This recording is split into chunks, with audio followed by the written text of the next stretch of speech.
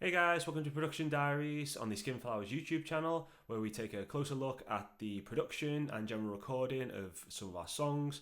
Today we are doing Regrets, which is off the Reskinned EP, which is a reimagining of the first three songs that we ever wrote and recorded and put out. But first, before anything else, I'd just like to show you our brand new merch that I'm wearing, as you can see. Shout out to Omen Design and Splice for creating these lovely t-shirts. Currently only have them in black, but we are looking at a print-on-demand service for any acid wash, but you can get them at any of our gigs, so please come along and show the love. Anyway, let's get into it. Okay, so first things first, I'll show you the original demo version. I say demo version, the first release, which we made when it was just me, Pat and Adara, and a couple of ex-members. But basically what we wanted to do was, with these first three songs, and Regrets being the first one that we chose to do, was that we wanted to update it and make it more in line with the stylistic choices that we were making, make it a bit heavier and a bit more our sound that we were going for as we evolved and stuff, with Nathan and Jay coming into the band. And I think you can definitely tell it's shifted tonally to that side of things. It's not massively different, but there were definitely some updates and some creative choices that we needed to make. So for example, first part, regrets. Not that.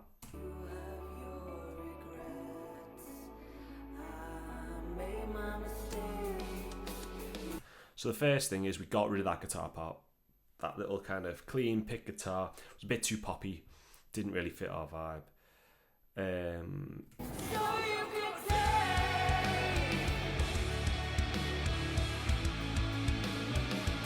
That guitar part there, that's the lead part, we got rid of that as well. Decided let's go a bit more Lacuna Coil, Nightwish, Evanescence-y, and add a orchestra to do that part instead, which we did.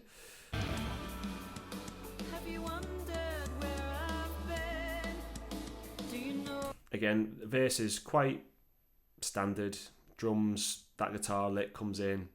Got rid of that, just went a bit more metalcore, kind of synth based for the verse.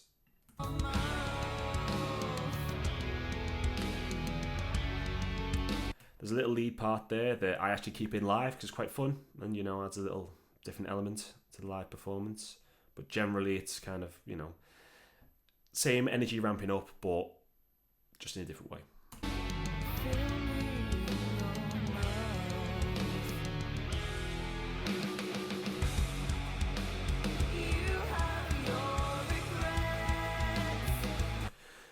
Chorus wise, it's pretty much the same, except we just done everything an octave lower. We had drop A guitars, 7 strings, stuff like that, and just made it a bit of a more of a meaty riff because we felt it just needs to be a little bit heavier.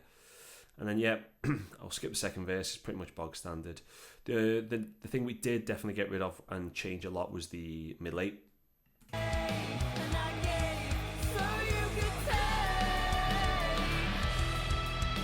So as you can hear, there's a solo, guitar solo, which we just sacked off and just added more of an orchestral element to it because we wanted the breakdown to sound. There's a couple of reference tracks that we got from Kingdom Hearts. If anyone's a fan of Kingdom Hearts, I know I am.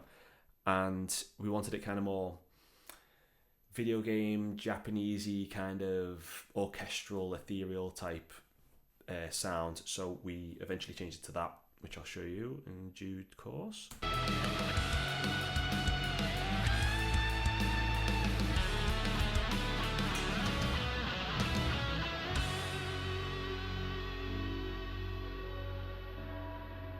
So yeah, this was just piano and a little bit of ethereal vocals.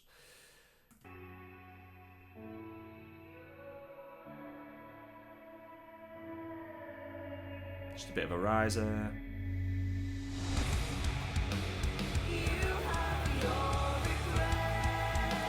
Bit of screaming on top, and that was basically it. It's just another chorus, and we did change that chorus a little bit to make it a bit more exciting later on. But yeah, so that was the original, and let's dive into the changes.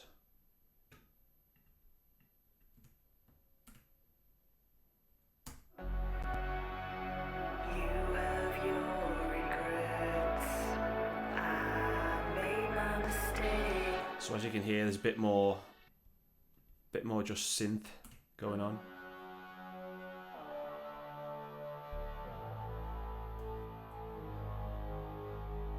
And that was using our stock Vital plugin for bass, called that SF background bass, and I do have an EQ sweep on it, otherwise it would sound like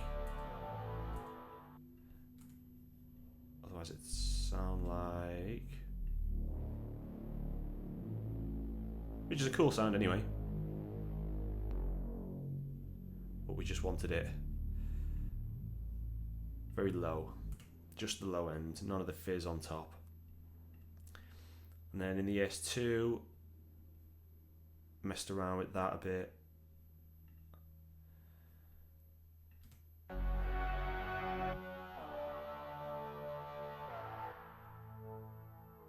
That was it originally, and then I've got a bit of a clip distortion, which is doing most of the work. Yeah, there. Bit of a flanger, bit of ring modulation on there. Bit of plate reverb, and then it's going into my synth lead reverb and delay and distortion chain on the mic string and mix wave pack. A little bit of distortion, literally, well, hardly any, as you can see, basically none. Little shimmer reverb, more wet than dry, and a lo-fi delay. Then we have underneath it basically just a higher, cleaner version. Not really doing loads, just adding a bit of texture. So they're the synth elements there, and then we have some pad work going on the guitars. Just a little lead.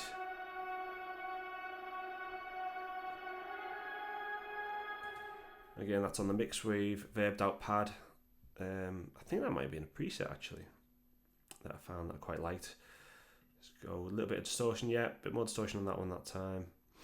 Lo-fi delay, basically, well, no dry on the delay, and only a tiny little bit on the shimmer reverb.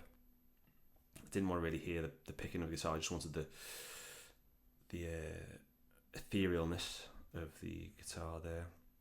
And then we've got the chords essentially coming in on that. I'll do something similar on this pad.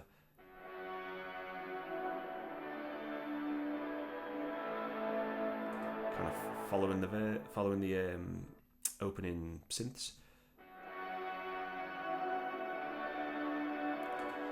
That's that. And then we do have this pre-recorded. This wasn't to go through any plugins or anything, like reamped plugins. I think I just did this on an actual guitar amp. We were messing around with some harmonies.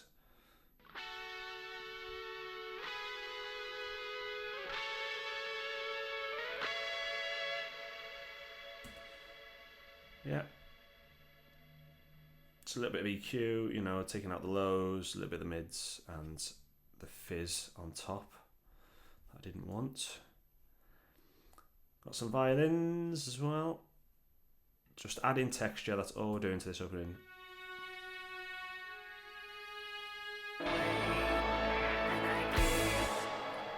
It's got a little bit of fat effects on there, bit of EQ, taking off the low end a little bit. Yeah, just a bit of gain, but generally not doing much. It's all going to a reverb bus, large reverb, and I've also got guitar reverb, which is, I don't know where it is. It's down here. There you go, guitar reverb, and that's just a space distortion, just Prince Hall one. And then the last element that we added was when I can find it, hey, there we go, the mix choir.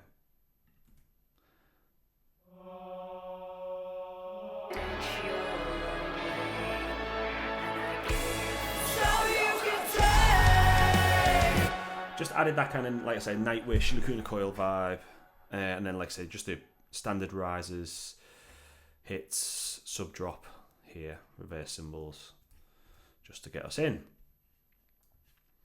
Okay, as for the vocals in this, we do have. You have your That's panned left and right, kind of telephone style. Hitting the lo-fi button there on the JST Howard Benson vocals plugin here, which I like to use quite a lot. A little bit of compression, bit of a de-esser, no grit really, bit of tube warmth, a little bit of EQ going on, just a bit of reverb, and I've taken even more out of the low end there on the vocals. And that's pretty much the same for both. Get rid of that.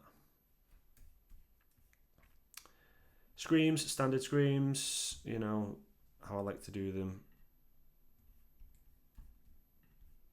Just a double, you know, nice. So you can take. Again, Hal Benson, you know, there's going to be a bit of distortion somewhere. Or maybe not on this one. So you can take. No, it definitely is. I'm letting it overload this end on the output. Just to give it a bit more. Oh, and I've had to do a bit of grit as well. That'll be where it's from. Double, pretty much similar. A little bit more distortion. Just to fill in that space either side. Add a bit of texture. So yeah, that's the intro, and then so let's go in order. Let's do the drum kit. Drum kit is our standard go-to that we've used at the start of this. My processor obviously is not working that well at the minute, but hey ho.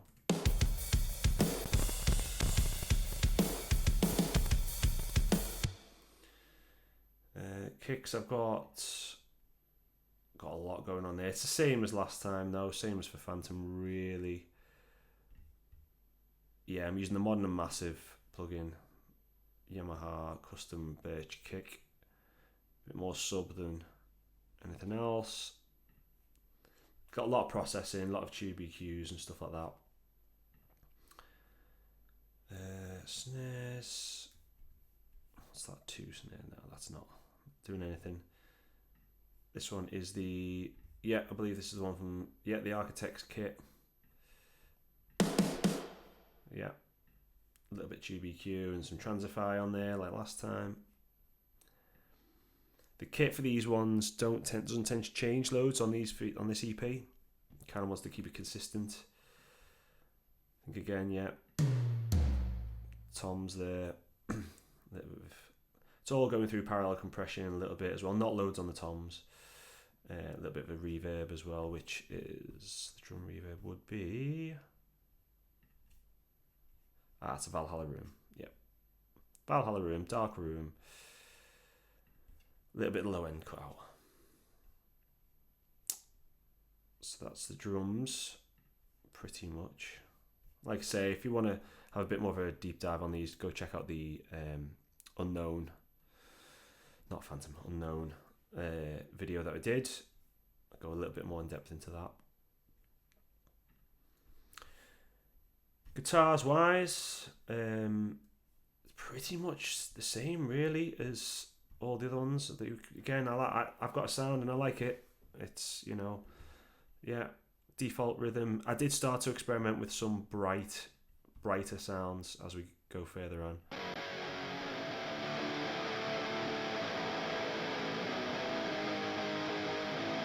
But as you can see, you can tell it's that drop A, because we go to the open string halfway through rather than keeping it all higher up the neck like the old recording. Oh, this does sound heavier, this one. Let's see what this is. There we go. So there's my rhythm top boost. I've basically just got a lot more top end in the drive there. A bit more presence, 8 there. A little bit more on the top end there. Just gives it a little bit more crunch. And it's especially good for those single note playing, whereas the other guitars here are full chords. I always like to quad track guitars. It just makes it sound a bit more full.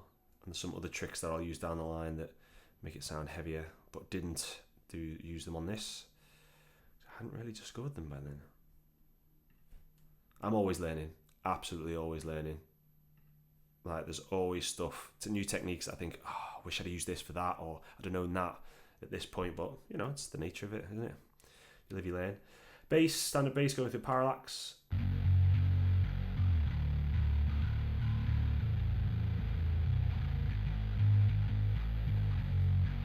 Yeah, settings on that one. We have two different ones for verse and chorus. We should at least. Oh no, that's low because it's not even having it. That was a lick we played around with that we ended up not using. I think I just wanted a slightly less harsh bass on that. Yeah, there's not as much low and drive on that.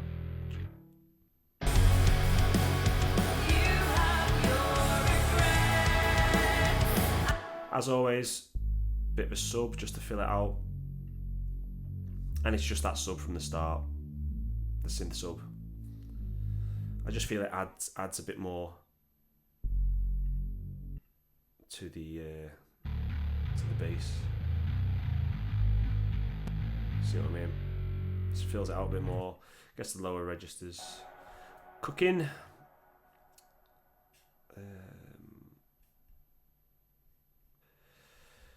In terms of verse, yeah, you just got that pad going again. I know you've got, sorry, not the pad. You have got the pad going, but that's up somewhere else.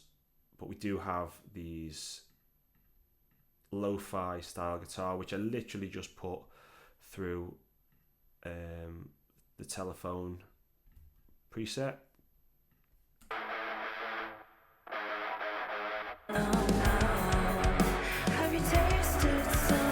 Just to add a little element that helps with the verse pad and the sub, and that's all that's going on in the verse. Really, is the sub, the pad, the telephone style guitar, and vocals. And as you can hear, we kept those drums in a bit, but Nathan's adding a bit more flair onto it. Vocals. Have you wondered where I've been? Do you know where I am now? We do have this. Have you tasted someone else like this telephone kind of vocal that we had at the start, just to beef up the verse a little bit, since there's not a lot of harmony stuff going on until the pre-chorus. Like me, do you feel me in your mouth? Yeah. In your mouth. So, you know, felt like I needed something to make it a bit more interesting in the verses. Adara's obviously doing incredible work vocally, but sometimes you want, you know, a bit of vibe going on, things like that. It's almost like the Chino Moreno effect from Deftones, which I would emulate when we eventually come to do the vocals for Phantom. So check out that when we drop it, and you'll see what I mean. Pre-chorus.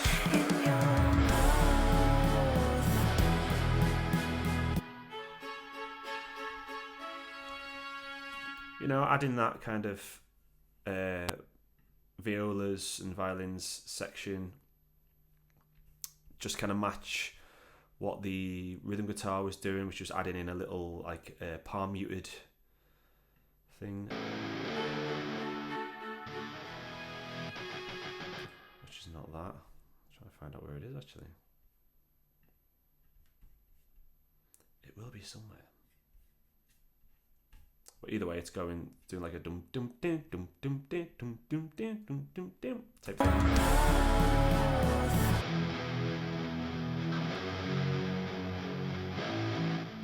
There we go. That was Pat there doing that. Just kind of adds with the staccato nature of the drums as well. And then yeah.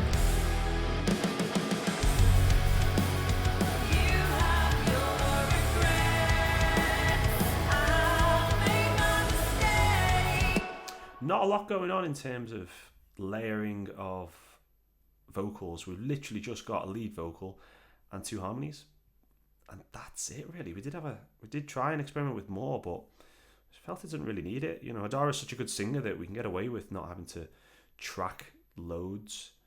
I know it might not have as poppy or a modern sound, but you know, didn't see there was anything wrong with that. And sometimes it can lend itself to having been a bit more honest if it's like that, a bit more raw. Obviously having a little bit of screams in mind.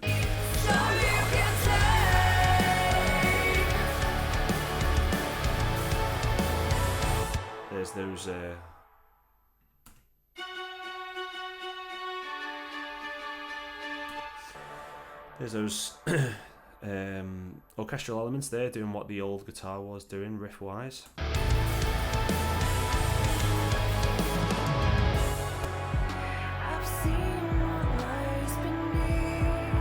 Yeah, and then we just wanted to expand upon the synth elements there and just add a bit more of a cello element, a bit more orchestral.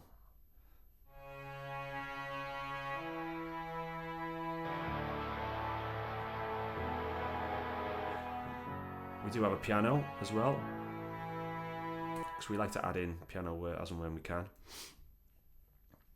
We do have a bit of a trap style 808 as well underneath.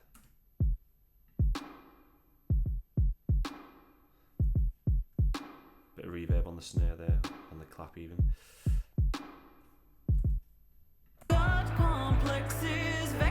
We did experiment with war drums, but in the end, we decided against it.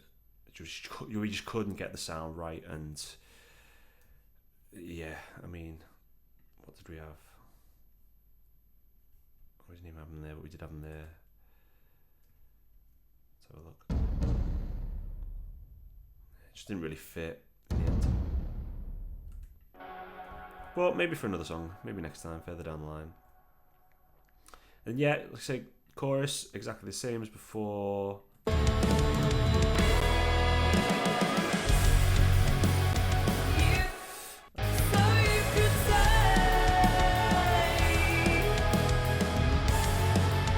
Like I said, we just wanted to really lean into the orchestral vibe for the middle 8.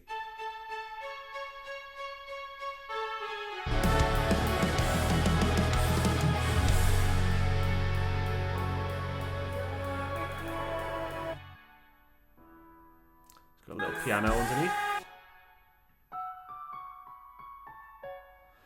That piano was very much reminiscent of what was talking about in the Kingdom Hearts song.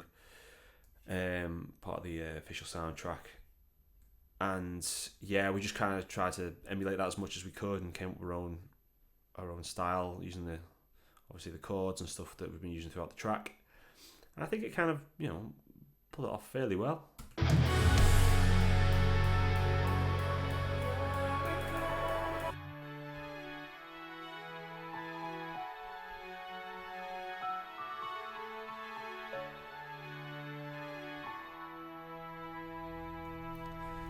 And a bit of a riser. We did elongate the song a little bit to include some drums for Nathan.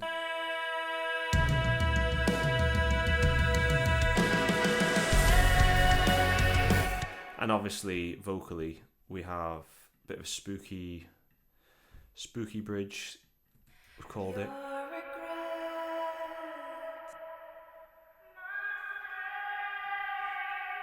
Just some distant, EQ'd, EQ sweeped.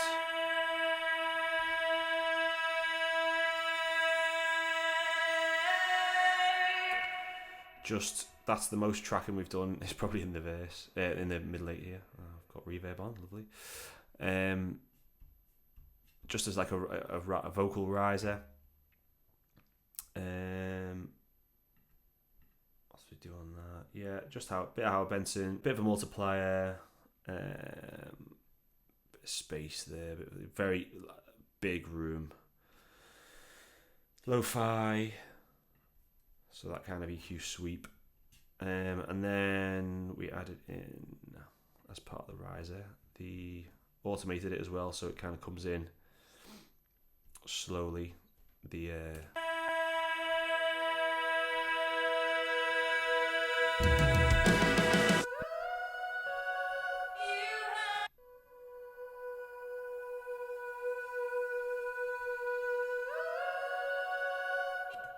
just tried to layer a couple of different harmonies over, just basically make it as big and epic as we could before coming into that last chorus.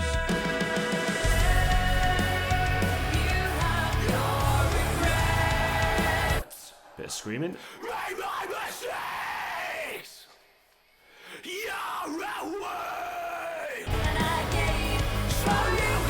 And then we decided, ooh, wouldn't it be cool if we had a little pause somewhere? And I can't remember where we came up with this. I think it was in the practice room, but I don't know whether one of us made a mistake and cut out by accident and thought, oh, that sounds really good. What if all of us do it? So we did, and we just literally let that lead orchestral rhythm pattern just do its thing, really. There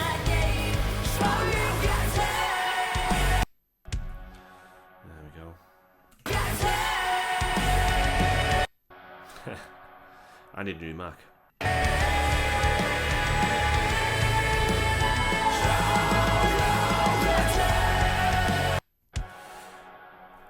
Right, well, I'll leave it there because computer says no. But you get the idea. We basically, kept on adding the choir, and had the dropout, and just decided to make the last chorus really epic, just with a really haunting lead melody and some screaming, really. And that's pretty much that in a nutshell, as quick as I can make it. I don't want to be too boring. Like I say, if you want to check out any more elements, I'll do more of a deep dive. I might do some videos on just guitars and just bass and a couple little elements here and there, or just drums. But they can change. They have changed, especially drum wise. We've experimented loads with some different kits and stuff. Guitars wise, they pretty much tend to stay the same. But yeah, we're all about experimenting. It's mainly the synth and pad sounds and drum beats and whatever that we're always constantly playing with. Otherwise, we kind of got our sound now and we know it, and we have a base, a place to start, and then after that, it's just experimenting with new sounds as and when we can, or what we think might sound good, or what it might need. So, yeah, that's Regrets. Cheers, guys. Like and subscribe, and check out the next one. See you next time.